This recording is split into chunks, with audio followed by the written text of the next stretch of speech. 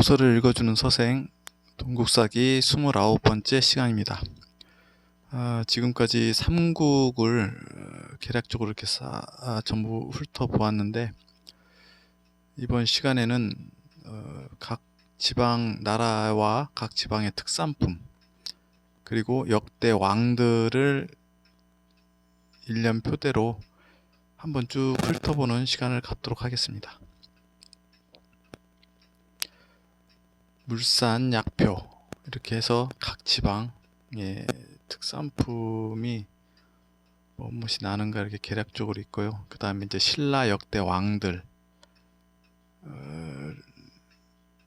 의 표가 있습니다. 혁거세 이렇게 돼 있고, 훑어볼까요? 이렇게 보면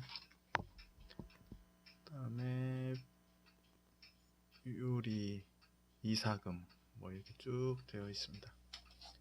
되어 있고,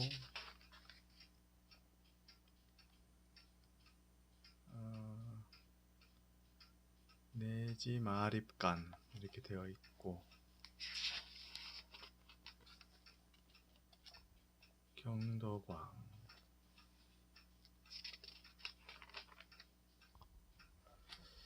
진성 여주. 여왕은 왕이라고 하지 않고 여주라고 했네요. 진성 여주. 경순왕으로 해서 마지막으로 이렇게 설명이 이렇게 있는 거 보니까 이게 허구는 아닌 것 같아요. 그래서 우리가 이 왕들이 뭐 쭉 나열돼 있는데 뭐 일부러 집어넣을 수 없이 이렇게 딱 되어 있기 때문에 뭐 명확하게 왕 제위 기간까지 나오기 때문에 신빙성이 있다고 보겠습니다. 고구려 되어 있고,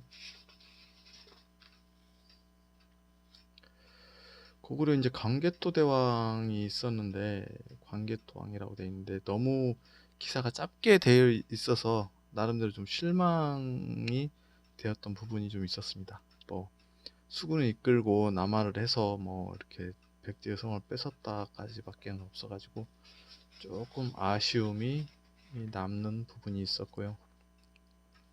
그리고 백제, 제가 나름대로 이제 백제에 대해서 조금 생각이 조금 많이 했던 부분이 있는데,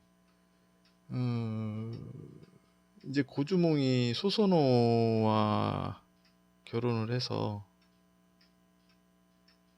비류와 온조를 낳았는데, 친자식은 아니죠. 비류하고 온조가 친자식은 아니고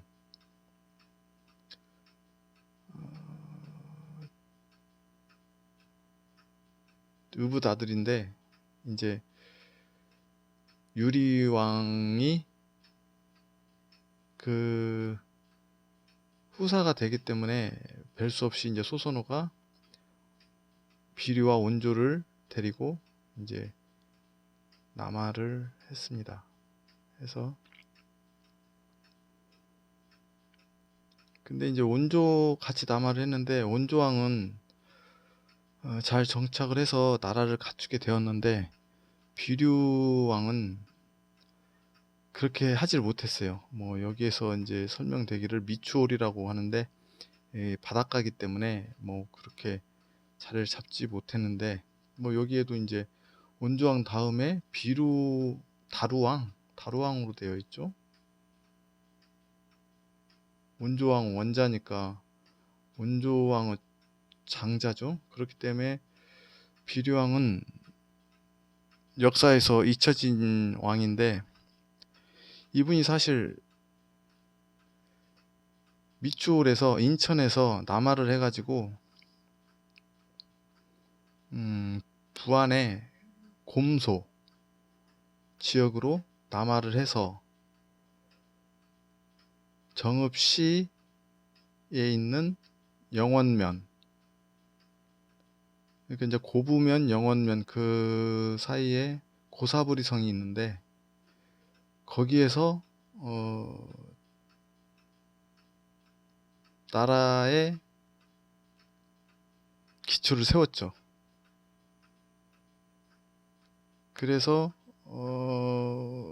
요즘 교과서를 보니까 비류왕이 곰소항에서 돌아가셨다는 기사를 제가 봤거든요. 그래서 참 저희 때는 배우지 못하였던 부분인데 그러한 부분들이 나열돼 있었기 때문에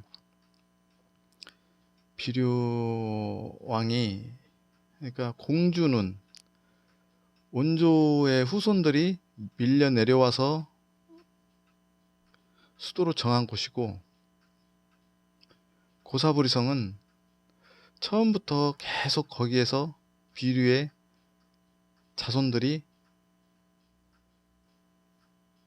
집단을 이루고 살았죠. 나라를 이루고. 근데 이제 그것이 이제 역사에 되지 않았었는데, 그래서 이제 그 영원에 가면 고사부리성 터가 있습니다. 지금은 뭐 터만 남아 있는데, 큰 밭이 되어 있는데, 그 앞에 보면, 남쪽으로 보면 은선이라고 해서 고분이 한 100여 기도 넘게 이렇게 있거든요. 그리고 이제 그 고분을 가보면 그 고분 양식이 그대로 일본의 규슈에서 나타난다라고 이렇게 하고 있기 때문에, 원조백제는 고구려와 싸우니라고 정신이 없었겠죠. 전방에 있었으니까. 근데 비류백제는 뭐 그렇게 외침에 시달리지 않아서 일본 쪽에 교류도 많이 하고, 사실은 왕자들이 그쪽에서 머무르고 있고 다스렸기 때문에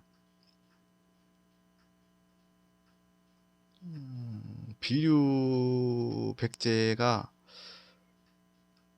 문화를 끼친 것은 상당히 많다라고 생각이 되어집니다. 그리고 후대에도 원조계하고 비류계하고 서로 이렇게 번갈아 가면서 왕위를 이었기 때문에 비류계가 사실은 문화에 있어서는 많은 영향을 끼쳤고, 그러면 그거를 이번 시간에 위성사진으로 한번 볼까요? 위성사진으로 보면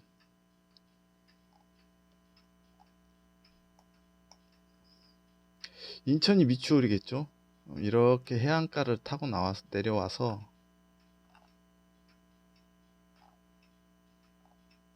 여기 부안 곰소항이 있습니다. 이렇게 새만금을 지나서 밑으로 변산 해수욕장을 끼고 돌아서 곰소항이 여기 있습니다. 옛날 우리가 교과서에서 배웠듯이 백제 왕성 옆에는 항상 뭐 곰, 뭐 그런 이름을 가진 항이 있어야 된다라고 했던 걸로 제가 배웠거든요. 그리고 지금은 이렇게 여기가 논밭으로 되어 있지만 그때는 물이 들어와서 바다였기 때문에, 해수면이 높았기 때문에 바다였어요. 그래서 곰소항을 도착을 해서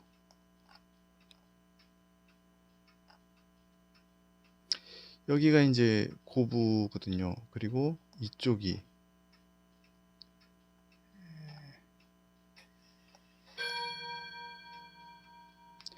영원입니다. 그리고 고사부리성 터가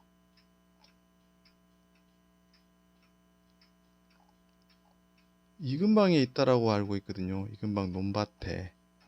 그런데 후대에 이 고사부리성이 고부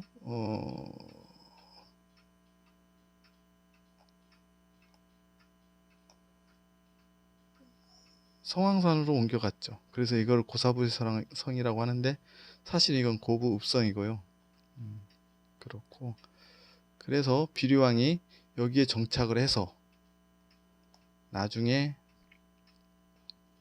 나라의 형태를 이루니까 이쪽에 벽골재를 막아서 간척을 했죠. 뭐 이게 저수지를 막았다라고 하는데, 제가 볼 때는 이쪽이 전부 바다였는데 저수지라고 하면, 저수지는 그 앞에 옥토가 있어야 물을 댈 수 있어서 저수지인데 여기를 막았다라고 하는 거는 간척을 했거든요. 그러니까 새만금의 모태가 되겠죠. 근데 지금 역사학계에서는 뭐 이게 저수지다, 저수지면 산 협소한 데 이렇게 막는 것이지 이렇게 벌판을 막지는 않거든요.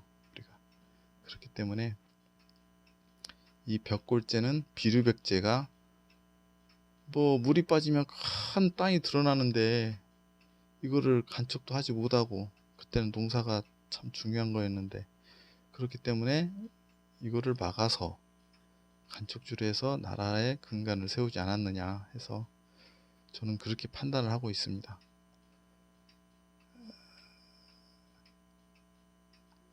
다시 한번 보시면 여기가 곰소에서 비료왕이 여기 도착을 해서 이렇게 내항으로 들어와서 고사부리성 영원의 도읍을 해서 비류백제가 여기서 형성이 되어서 나중에 일본 큐슈까지 진출을 하게 되는 교두보를 세운 것이 이곳 고사부리성인데, 고사부리성을 제가 좀 다르게 이름을 좀 바꿔본다면 고시 뭐 부리성이라고 제가 얘기를 할 수 있을 것 같아요. 그때는 뭐 고비류, 고온조 이렇게 얘기를 했기 때문에 고씨들이 와서 모여서 산 마을이다 라고 해서 고사부리가 고씨부리가 아닌가 라고 판단을 하는데, 이건 제 개인적인 사설이기 때문에 뭐 그냥 넘겨도 되겠지만 아무튼 저는 그렇게 생각을 하고 있습니다. 그래서 이제 백제 비류왕은 역사에 묻혔고, 이렇게 넘어와서 근구수 오고,